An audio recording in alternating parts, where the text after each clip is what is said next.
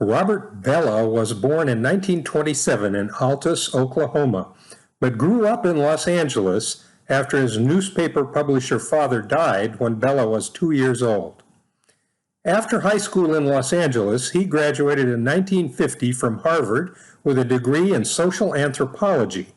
5 years later, he also received his PhD in sociology from Harvard for his dissertation on Tokugawa religion in Japan. He taught for 2 years at McGill University in Montreal, then returned to teach at Harvard for 10 years before moving to Berkeley for the final 30 years of his career. He was an active Episcopalian until his death at age 86 in 2013. This article is not only the most famous piece that Bellah ever wrote, but became one of the most famous landmarks in 20th century American sociology. Here he takes some ideas first suggested by de Tocqueville and Rousseau many generations earlier, and produces the modern idea of civil religion. The idea that in the modern nation state, that political entity itself can become the object of a sort of religion. Not only can traditional organized religions be reduced to just one institution among many, as in the societal level of secularization described by Chavez, the political dimension of such a differentiated society may even begin to reabsorb religion as a social institution, reversing the differentiation process and reintegrating religion with politics, but this time with the politics in charge. Robert Bellah starts this famous article with a discussion of the inauguration speech delivered by John F. Kennedy, the first Catholic ever elected to be President of the United States. He could just as easily have started with almost any other president, but Kennedy, as a Roman Catholic, allowed him to highlight his central point. Like bookends, we find references to God in both the first and the last sentences of that inaugural address. Bellah cites this example to illustrate part of what he means by the phrase civil religion. Kennedy's religious references were significant for two reasons. First, that he needed to mention God in a country that has enshrined the separation of church and state as a basic principle, and second, because he only mentioned God, with no references to Jesus Christ, salvation of souls, or the Catholic Church to which he belonged. Injecting this religious note into a political event, the transfer of political power from one president to the next, furnishes Bellah with a great example of civil religion. There are plenty of other examples of civil religion that we could add, however. They're all around us. Look at the back of a dollar bill. The phrase, "In God We Trust," has been printed on United States currency since 1957, when Congress ordered these words added during the middle of the Cold War with the Soviet Union. This change came 3 years after Congress also added the words "under God" to the Pledge of Allegiance to the U.S. flag in 1954. The words on the dollar bill are a symbol in our civil religion. The Pledge of Allegiance is a ritual in our civil religion. The fact that the United States was already more than 180 years old before these two examples were added clearly demonstrate that whatever it is, this civil religion is still very much a work in progress, a feature of American society that is constantly changing in response to both internal dynamics and the international context of that society. But why religion? After all, we've had the Stars and Stripes as a national symbol for almost the entire history of the country, and we have had the Pledge of Allegiance to that flag in one form or another since the Civil War. Why add God to the pledge 100 years later? Why did Kennedy mention God in the first and final sentences of his inaugural address? Bellah suggests that having a civil religion, as embodied in such rituals and symbols, is something like having a compass when you go out in the forest. The civil religion provides what's Bellah called a transcendent goal for politics. He borrows the term civil religion from 2 centuries earlier when Rousseau used the words, they're essentially the same words in French, to describe a religious consensus that he thought was essential for any society to survive and operate successfully. When Kennedy said that, quote, "the rights of man come not from the generosity of the state, but from the hand of God," unquote, He was echoing this centuries-old idea that there is an authority superior to the political aims of a nation-state, a higher law that the state ignores only at its peril. Go against that higher power and your whole country just might go down the drain. An analogy familiar to people in Florida would liken the winds of politics to a hurricane that blows across the Atlantic. It may bring temporary storms, but under the ocean's surface, the deeper current of the Gulf Stream just keeps on flowing, obeying a superior force. In a civil religion, we choose to identify that deeper current that guides the country with a sacred, supernatural, religious source. It should be clear then that we're talking about religious authority, not just at the individual level, but also at the societal level. We're assigning a religious authority to guide the political choices of the government and the country. But as Bellah points out, setting this compass of religious authority in the realm of politics is not at all the same as handing over politics to a particular religious organization. It does not automatically imply the establishment of a state church, at least not in the United States. Ben Franklin endorsed religious principles, including the existence of the deity, doing of good to men, that our souls are immortal, and that all crime will be punished and virtue rewarded either here or hereafter. But he didn't like, as he put it, other articles which serve principally to divide us and make us unfriendly to one another. Kennedy mentioned God repeatedly, but never mentioned either Jesus or the Catholic Church. How much religion should be included in the civil religion? Bellah does admit that throwing in a reference to God in the first and last sentences of Kennedy's speech could also be interpreted as just a formality, the way you might start a letter with the greeting, "Dear Mr. Smith." You don't intend to imply anything emotional or romantic towards Mr. Smith. It's just the way we start letters. Bellah also mentions President Eisenhower, who was quoted as saying, "Our government makes no sense unless it is founded in a deeply felt religious faith, and I don't care what it is." Maybe that's all that Kennedy was doing with God in his speech, but Bellah doesn't believe it or accept such an interpretation. He is convinced that civil religion, as he puts it, has its own seriousness and integrity and requires the same care and understanding that any other religion does. The fact that Kennedy felt he needed to mention God, but also avoided mentioning Jesus or the Catholic Church, implies that the civil religion, as Bellah puts it, is not itself Christianity. This civil religion may be thought of as the official religion of the United States.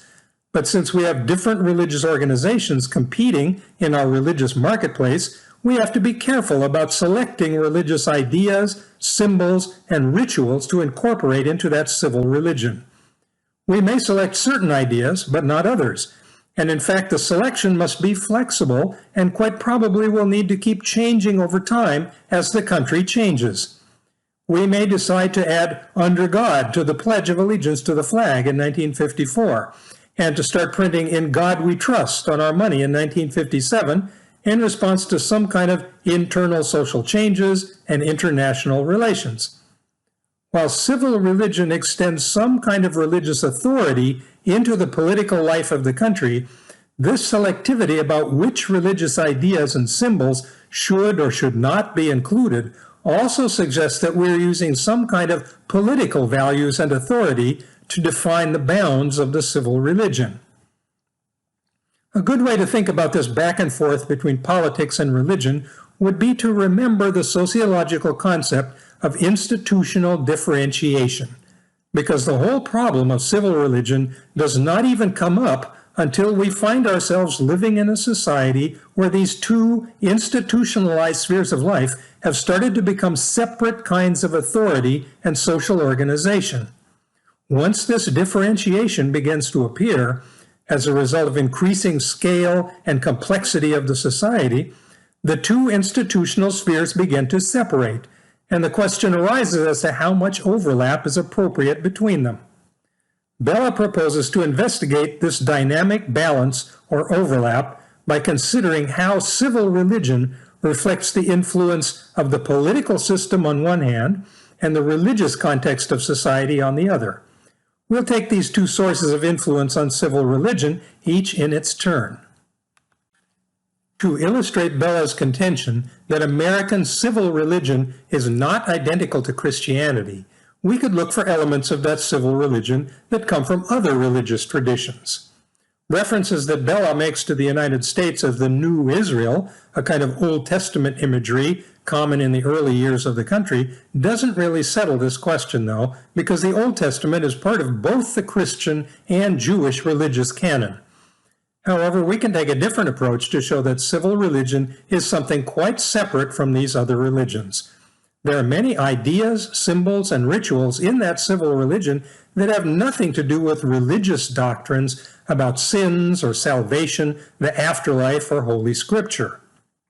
The U.S. flag is a sacred symbol in civil religion, but does not refer to any of these things. The Statue of Liberty, Mount Rushmore, the Liberty Bell in Philadelphia, documents like the Declaration of Independence, and the U.S. Constitution are all sacred elements of civil religion. None of them come out of the Bible or any other holy book, though they may sometimes refer to such books. Saluting the flag and Thanksgiving dinner are not mentioned in the Ten Commandments, yet they are without any doubt all fundamental elements of civil religion. The basic political doctrines surrounding the creation of the United States as a country, as a political reality in the world, have contributed key elements to the content of that religion. Bellah also shares with us how the Civil War, as what he calls a time of testing, further shaped our civil religion. Abraham Lincoln invoked not only the founding fathers like Thomas Jefferson, but also religious imagery like Jesus' crucifixion to justify the sacrifices demanded by the Civil War and by the need to preserve the Union.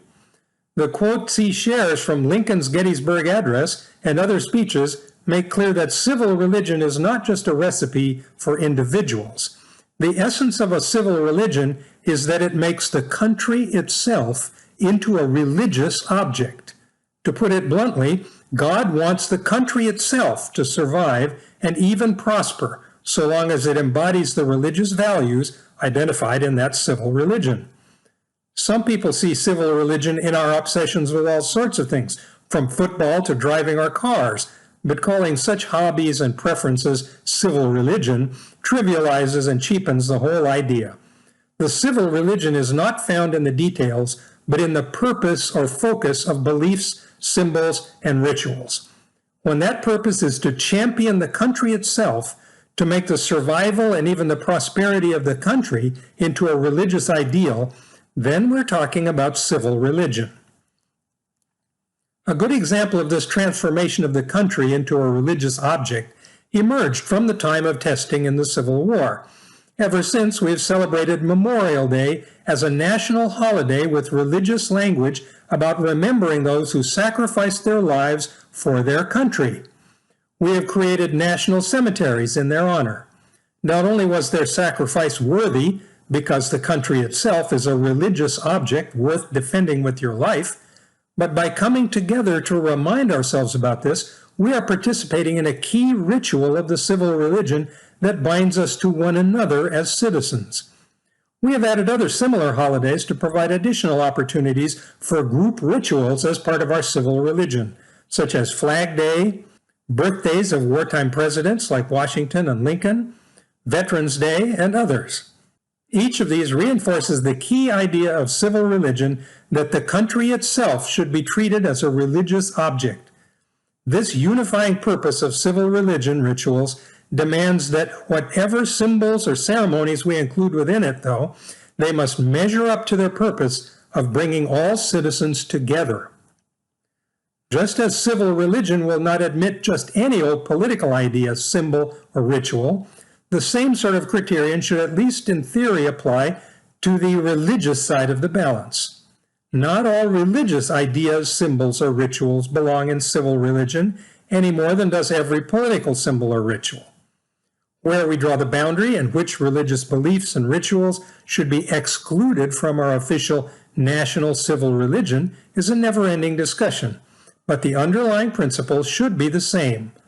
If the religious detail in question serves to bring all citizens together and to unite them in public rituals that justify and glorify the existence and well-being of the country, then they deserve to be part of civil religion. In practice, this gets just as tricky as where to draw the line on politics. Do we allow some local school districts to mandate time for students to say prayers in public schools? For a moment, try to visualize what most proponents of school prayer would say about having such prayers led by an American Muslim imam. In a country that has codified the rights of people to practice any religion they follow, any specific wording of a prayer will likely draw a firestorm of criticism. Do we require students to pledge allegiance to the flag of the United States? Is this a kind of prayer? Trickier and trickier. But the principle involved here is the same, whether we're talking about influences on the civil religion coming from the politics side or the religion side. Does whatever you're talking about bring people together to celebrate the country as a religious object? If so, then it can be considered a part of civil religion, whether some people object to it or not. In fact, we might say that the civil religion, as Bellah is describing it, constitutes a sort of neutral zone between the differentiated institutions of politics and religion. In this diagram of civil religion as the intersection of two larger institutions, the boundary of the political system does not extend all the way through the religious institution. There's a kind of firewall that keeps some of religion out of the neutral zone. This is why Kennedy's speech mentions God, which is okay for the civil religion, but not Jesus or the Catholic Church, which are on the other side of the firewall, because neither of these two institutional features bring together all Americans as citizens of the same religious object, the country itself. On the other hand, the boundary of the religious institution does not extend all the way through the political order either. There are some political ideas and forces that are on the wrong side of that firewall and are excluded from civil religion. This is why neither Republicans nor Democrats are entitled to turn their national nominating conventions for presidential candidates into national religious holidays, because neither of these bring together all Americans as citizens of the same religious object, the country itself. There's plenty of complaining and debate about the actual content of our civil religion as we actually practice it day by day. For example, both the U.S. Senate and the House of Representatives have appointed official chaplains from the very first days of the country. All of them have been men, and almost all of them have been white Protestant ministers from Christian denominations. Lots of people, including Catholics, Jews, women, ethnic minorities, and even some of the Protestant denominations that traditionally were shut out of these jobs by the old East Coast establishment of Episcopalians, Presbyterians, and some Methodists, have cried foul. The people who select these high priests of our civil religion are paying more attention than they used to do. The current Senate chaplain, Barry Black, is an African-American Seventh-day Adventist who kept his 27-year Navy career as the chief Navy chaplain. He generally offers prayers that are less explicitly Christian or Protestant than did those who came before him, but people are still asking whether we should be paying somebody a salary from tax dollars to lead prayers in the halls of Congress. The details of our civil religion keep sloshing to and fro as the internal dynamics of our society continue to evolve in a global context. But in a society where organized religion and the political system are increasingly differentiated and each operate in their own realm of authority according to their own rules, we continue to search for the right overlap between them that will allow the country itself to continue to exist and operate. Why does the country need what Bellah calls a transcendent goal for the political process? In his farewell address, George Washington put the matter quite bluntly. Religion and morality are indispensable supports, he wrote. By saying religion and morality, he assumes that morality comes from religion. He confirms this later when he adds, whatever may be conceded to the influence of refined education on minds of peculiar structure, reason and experience both forbid us to expect that national morality can prevail in exclusion of religious principle. This is a direct slap at people who claim that you can put together a whole moral system just using reason and logic. There may be a few people, says Washington, with their peculiar minds and refined education who can live moral lives purely on the basis of logic. But ordinary people just can't handle such an assignment. Ordinary people don't live by logic. They need religious doctrines, symbols, and rituals to keep them on the right track. This opinion about the way ordinary people think is at the bottom of the idea of having a civil religion with its flags, statues, ceremonies, and slogans. The country needs its civil religion for what Bellah describes as purely utilitarian purposes, to unify and motivate ordinary people so they will serve the country as a religious object. If American political leaders have told us in so many words why the political system needs some input from organized religion, can we say the same about American religious leaders? Why does organized religion need a connection to the political system? This question is at the heart of Richard Niebuhr's little book, Christ and Culture, in which he introduces two very different orientations in Christianity down through the ages. On the one hand, Niebuhr gives us Christ against culture, in which Jesus storms into the temple in Jerusalem, upsets all the tables, and throws the money changers out into the street. A common theme for many religious sects when they first arise centers on the wickedness of the world, including the existing political and religious establishment. They proclaim an urgent need to reject that worldly evil and live apart from it in a purified religious community. These Christ against culture people want nothing to do with the country as a religious object, which would amount to worshiping an idol. They commonly refused to serve in the military and often also objected to paying taxes. According to this perspective, religion has no need of politics whatsoever and can only be polluted by such contact. Civil religion, with its flags and pledges and statues and holidays, is an abomination in the sight of the Lord, as countless sect leaders have declared across successive generations. On the other hand, though, Niebuhr describes a perspective with Christ in culture. St. Augustine advised that while you're waiting for the end of the world and the life of the world to come, the best thing you can do with your time is attempt to build what he called the city of God right here on earth, to make this world as much like heaven as you can. This Christ in culture side of the coin clearly aligns with the notion of civil religion. Bellah spends almost all of his attention on why the political system needs civil religion. He has much less to say about why organized religion also might need civil religion. Yet the connection obviously is there. Fundamentalist religious groups have pretty much added an 11th commandment, "Thou shalt love thy country," right along with the Lord thy God. Growing up in a mainline Protestant church every Sunday morning, I saw a church flag standing at one side of the sanctuary, and at the other side stood the U.S. flag, almost within arm's reach of the pulpit where the minister preached his sermon. Why was it there? One reason for this might be to gain political support for your religion, as for example by getting laws passed that forbid the sale of alcohol on Sundays, or same-sex marriages, or the operation of birth control clinics, or to enforce some other religious belief. But this kind of political manipulation is not really civil religion, because it is all about your particular denomination, not about the country itself as a religious object. For churches to buy into the idea of a civil religion, there must be something in it for them too. What good is a civil religion for the different denominations and religions present in America?